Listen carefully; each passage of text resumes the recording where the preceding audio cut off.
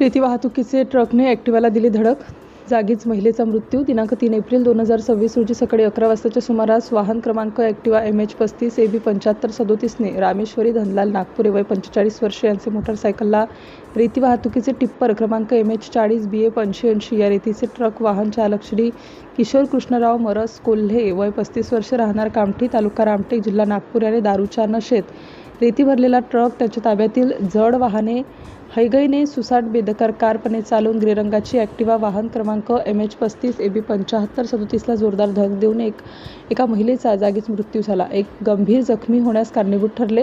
हे प्रकरण दासगाव बुज बसस्टॉप चौकातील असून नागरिकांत तणावाचे वातावरण निर्माण झाले.